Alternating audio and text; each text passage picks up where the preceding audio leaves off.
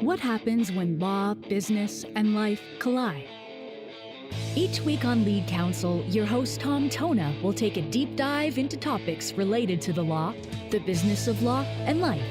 There will be insightful discussions with industry insiders, experts, and thought leaders making significant contributions and meaningful differences in their fields of expertise. Tom is the founder and managing attorney at TonaLaw. He has been a practicing attorney since 1994 and the leader of TonaLaw since it opened in 2001. The goal of this podcast is to provide you with free information on law and the business of law, and to give you actionable tools related to each of these areas. Now, here's Tom.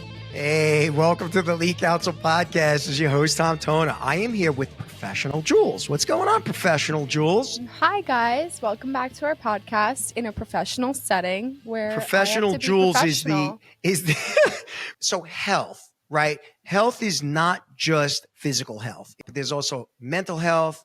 There is spiritual health, relational health, right? And health and fitness go hand in hand. And I'm actually reading a really interesting book right now by Peter Attia called Outlive. And he talks about the core concepts of health, right? And, I forget what the terminology he uses, where there are main causes of death that you really want to avoid, right? Cardiovascular disease, mental decline and decay, which ultimately will lead to death as well.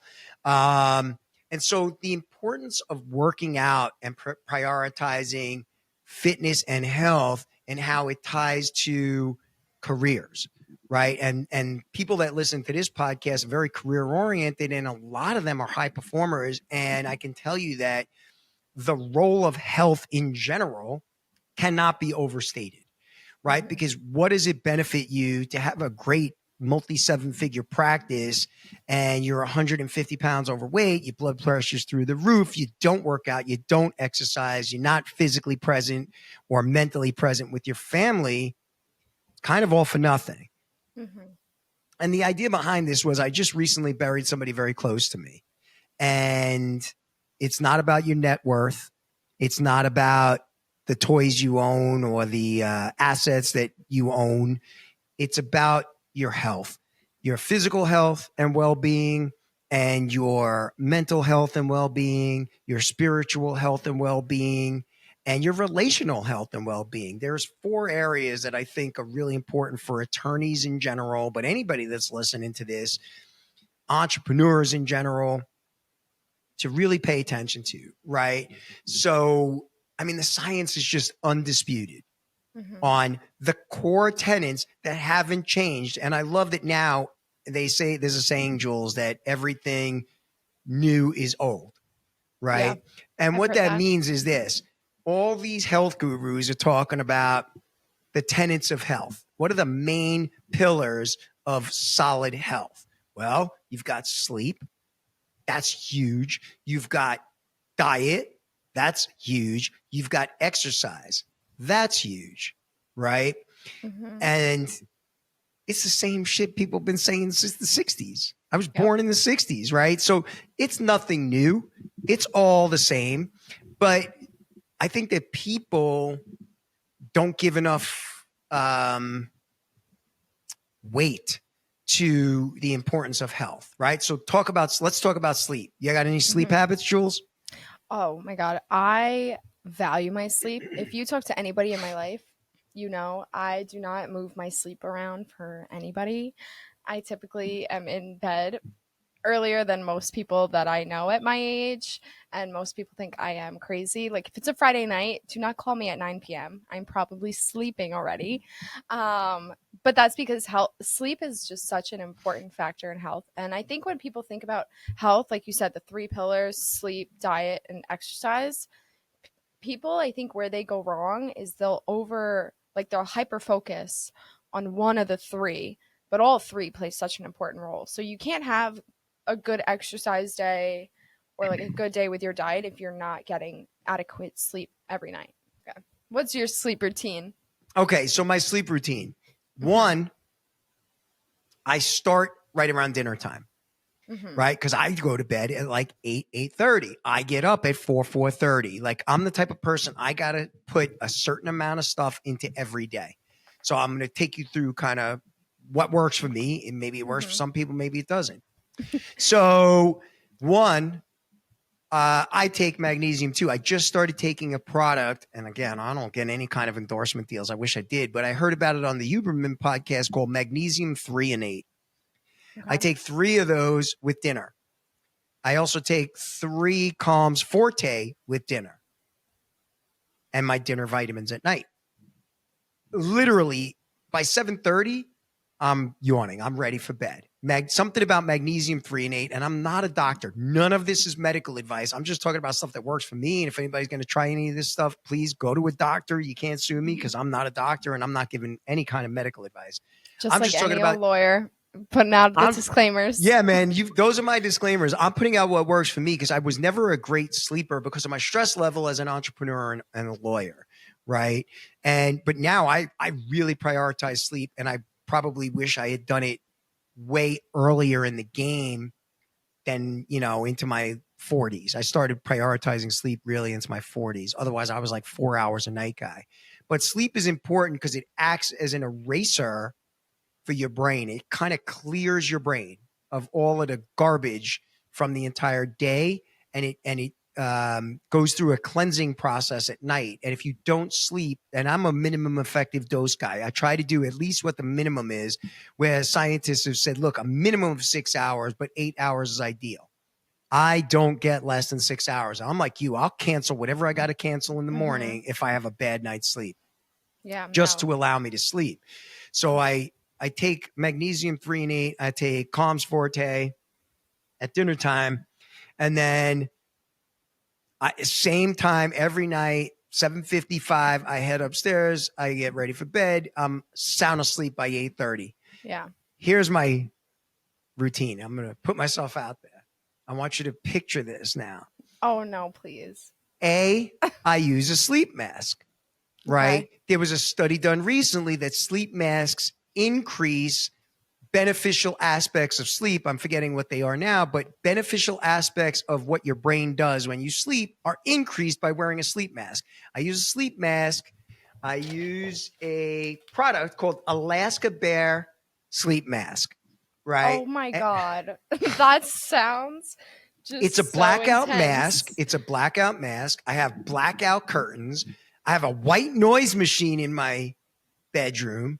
Me too. Because I go to bed earlier than my wife and my daughter, who's a literal tornado in my house and causes noise with everything she does. I also will a lot of times use earplugs that I buy off of Amazon. They're called Max Ultra Soft earplugs. And I use those when I travel too, right? Like you travel, people are slamming hotel doors all over the place. Like I'm traveling next week for work. I ordered my earplugs, my sleep mask. But wait, I'm not done yet, Jules.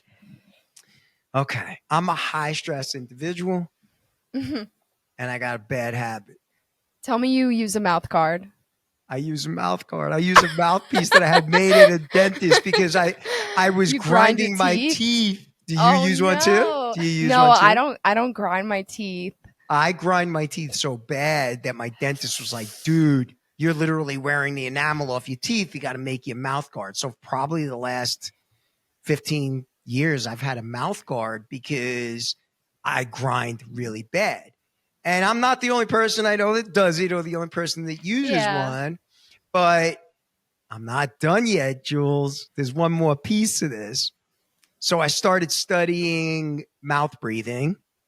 Do you do mouth taping too? I do mouth taping, yeah. Oh my God. So I buy mouth tape. I buy the same tape on Amazon, which is, it's called 3M Micropore tape. Now, again, I'm not a doctor. I'm not prescribing any of this stuff for anybody. Yeah. I will tell you that taping my mouth has made a tremendous difference because it forces you to breathe through your nose. And I do it religiously. So I'm not telling people to do it. I don't want to be responsible if anybody, has any side effects for this. Consult with the doctor beforehand. But this what was the research you found on that? Well, what the research was based on. Matthew Walker wrote a book on sleep. And then there was another book that I read on breathing. Dude, and what I will tell you is all of a sudden you wake up really refreshed. You're never congested anymore. Because what I realized is during my sleep, I was mouth breathing a lot. So there was a book called Breathe by James Nestor. Okay. So I read the book on sleep. I read the book on breathe. And I just started to adapt my personal habits. Also, one of the things that's key to good sleep is not eating 3 hours before bedtime. Why?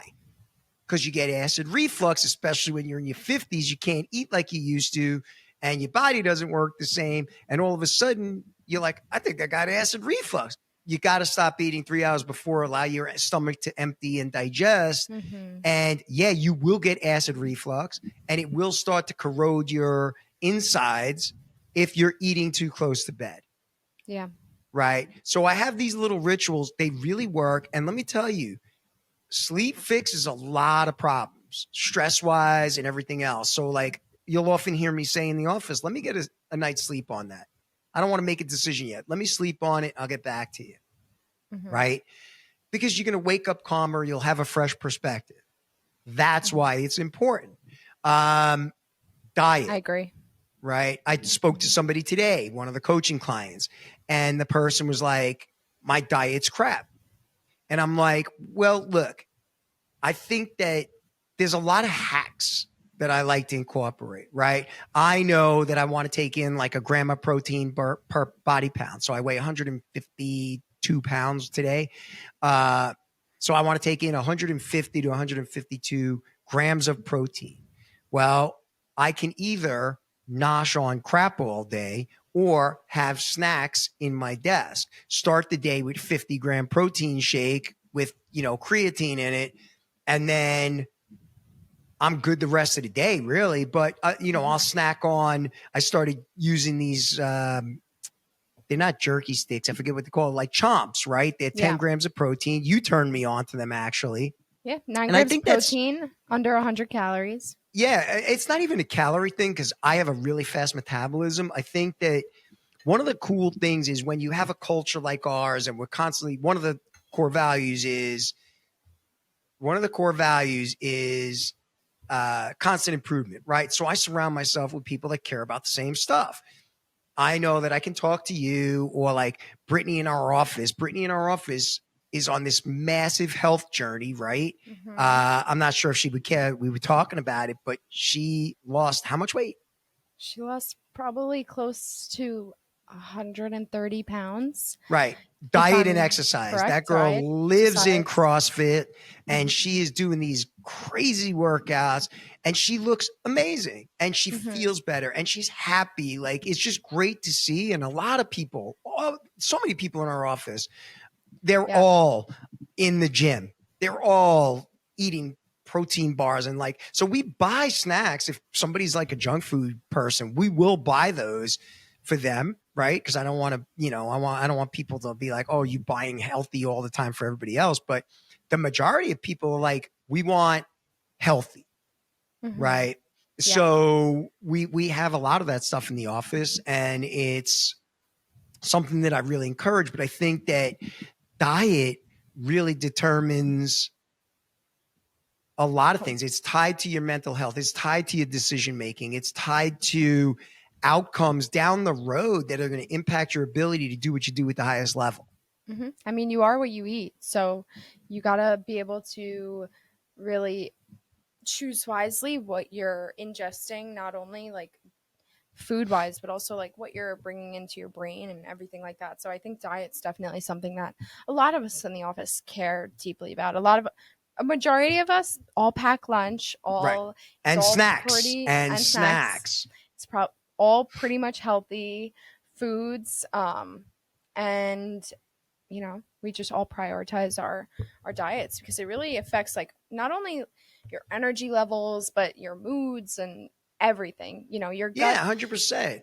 Your gut health is what do they say? Your gut microbiome makes up like 90% of your serotonin in your Yeah, body. they call it a second brain. They actually Yeah. call it a second brain. So, like all of the science, I encourage anybody that's listening to this. And again, I'm not a doctor. We're but not scientists. anybody that's listening to this, like, spend as much time studying longevity as you do the law and the business of law, because everything else is useless if you're sick. Right. And you're gonna either focus on health, or later on you're gonna focus on illness. Yeah. So, like, I've been very blessed. I'm 55. I'm not on any medications, knock on wood. Mhm. And I take a lot of vitamins. Yeah. Right. That's part of my nutrition regimen. I tend to eat very much whole foods, right? Yeah. Meaning like the Whole30 diet or paleo. I eat zero sugar. You know that. Mm-hmm. Occasionally, if I'm on vacation in a European country, I'll indulge. Yeah, But of I course. don't believe in eating sugar. I think it's one of the worst things you can eat. I think that I love great food, but I also know like you can eat great and still eat healthy, Yeah, right? So of if you go to course. a restaurant, go to a great restaurant, eat healthy. That doesn't mean you don't. Listen, I go off the beaten path with diet. I love food. So, but I think like But what you just choose said. wisely. It's like choose Yeah. wisely. Well, Yeah. again, I know people that still smoke. After watching people that have died that were smokers gasping for air, I don't know how anybody could still smoke in this day and age. Yeah.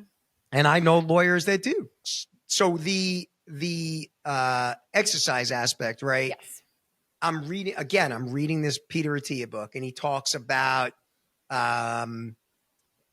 different types of exercise. One, Mhm. you should always be lifting heavy shit. Yep. Right? Weightlifting is for everybody. Now, you don't have to do what I do, right? I'm a big fan of weightlifting. I've been doing it since I'm 15 years old. I'm also a martial artist.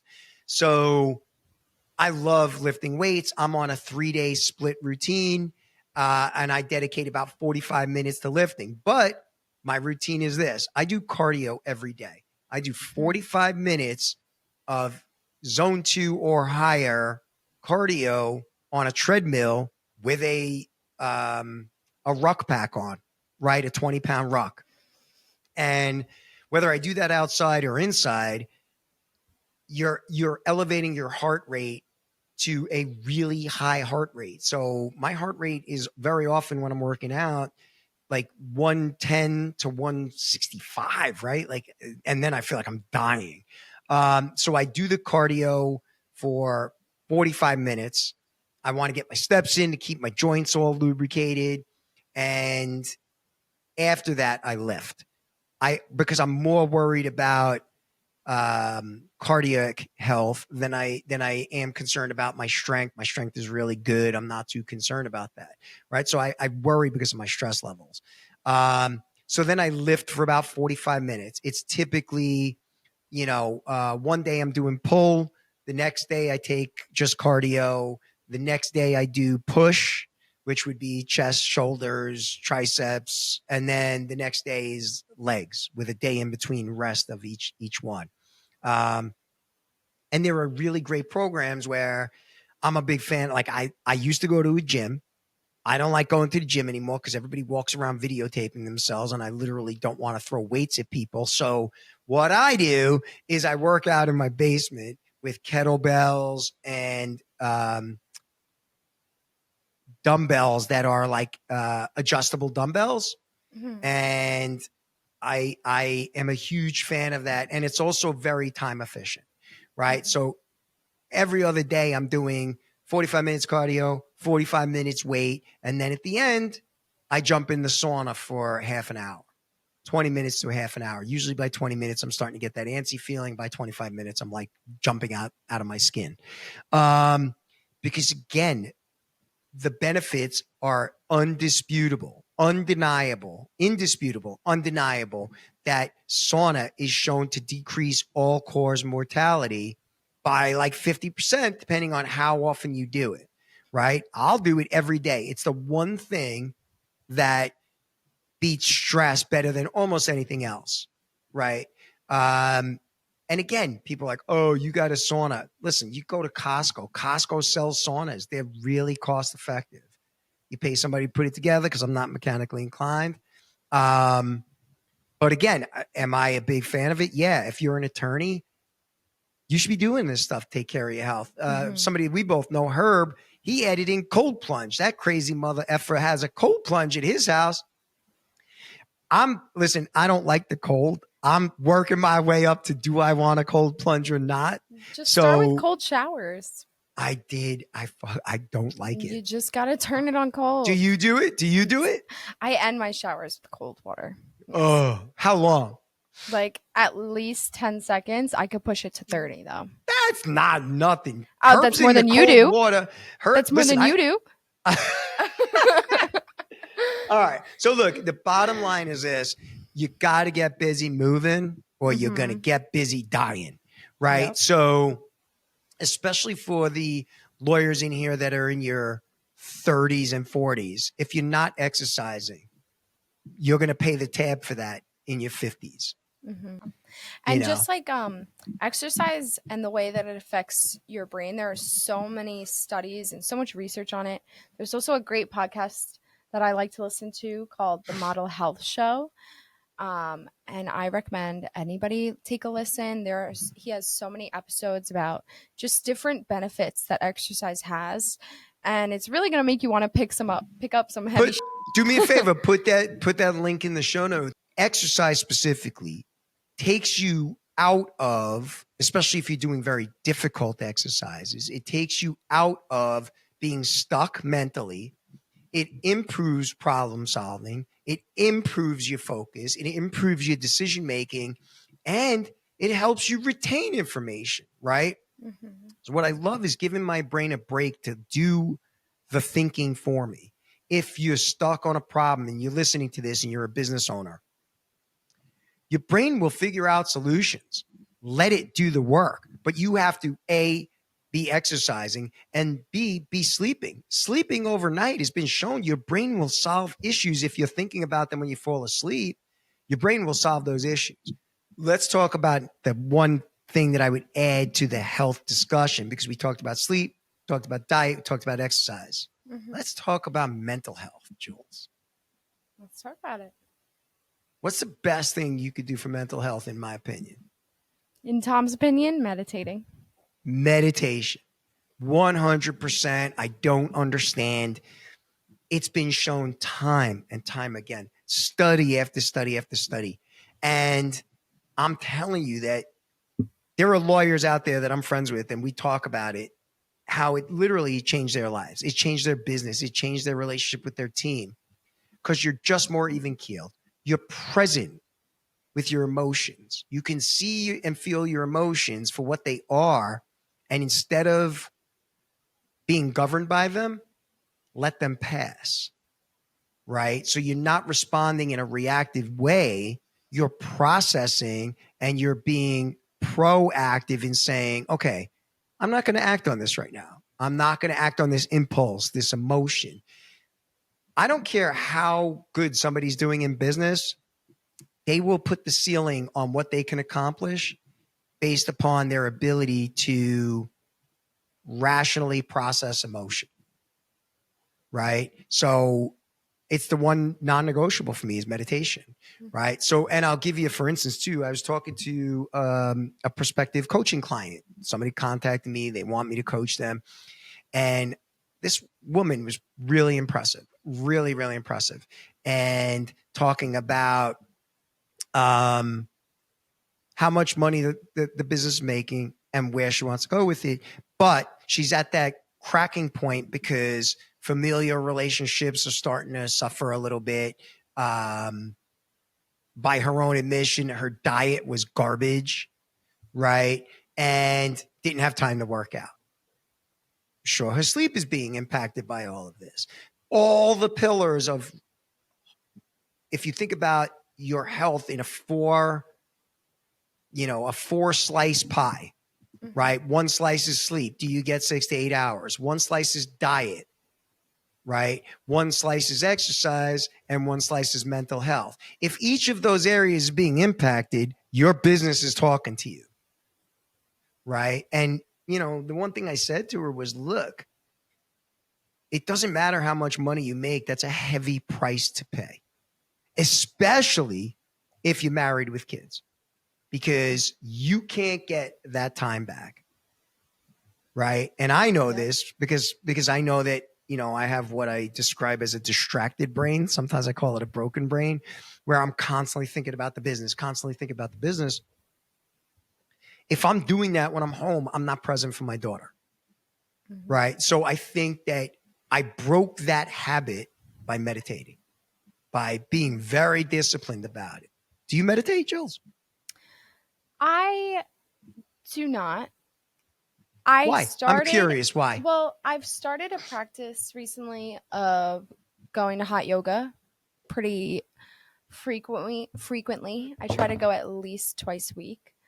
And at the end, they do give you a moment where like if anybody does yoga, you're familiar with shavasana. It's when like you kind of just lay there at the end of your practice and you just take a mindful moment, and they'll like shut off the lights in the room and you could stay there for up to an hour if you wanted to, because they do put long enough breaks in between each class. So I found that though that minute after my practice is where I try to practice my meditation, just because yoga is a very mindful practice. You're practicing for like a solid hour. I'm also in the heat. It's like the room is like a sauna in itself. Right. I've done it. I love hot yoga, by the way. I love it. So I try to take that moment, but I find it difficult in my day to day to find like the time to sit. And I know that's like obviously a huge excuse that a lot of people have. I cannot find it time to fit it in.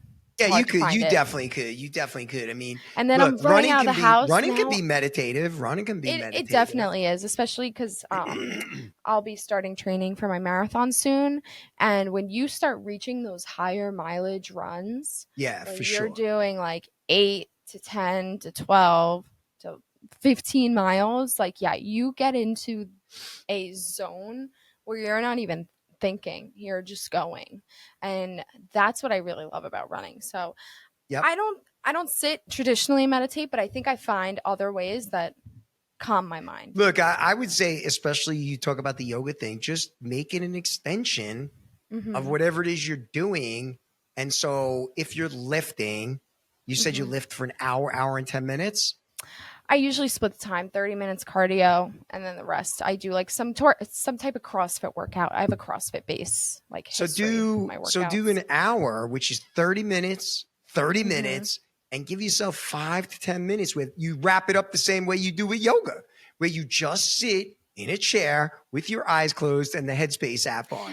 Yeah, I definitely need to, I definitely could change up my routine a little bit. You definitely would love it because you're high energy. You're usually over caffeinated. I think you're still drinking coffee. Yep. And so meditation, like if you're saying it's so good for you after yoga, just add it in on the back end of whatever workout you're doing. Consider it your 5-minute cool down. There's a reason why they put it at the end of the yoga, at the hot yoga. That's a good point. So it's just something to think about. But for anybody who's listening to this, and again, hopefully they stuck with us because hopefully we didn't lose them because we're not talking about money today. But it's just about prioritizing your own health on par with making money and taking care of clients and taking care of your team. If you don't take care of yourself first, you're useless to everybody else. I actually will add one more thing onto that. I think people will take, especially in the entrepreneurial space, or like if you're around highly successful people will use their work and money as an excuse to not focus on fitness, or like, people who are highly successful and have these busy schedules are like, I don't have time to eat healthy. I'm just going to run and grab the quickest, easiest thing. And I think that is a lot of people's downfall almost, because I think I was saying to somebody today, the main 2 things that keep me happy are my finances and like my health and my physical fitness. And when one of those two are out of sync, I'm not a happy person at all. And I'm not happy to be around. I could be thriving at work, but if I don't feel well physically, I'm not going to be a pleasant person to be around, and vice versa. So I think those things really go hand in hand. And I truly think you can't have optimal professional success or like personal success without focusing on your physical, mental, and overall health as well. Yeah, look, you can talk about financial health as another component, right? But a lot of the people that listen to this are entrepreneurs or attorneys or professionals like yourself.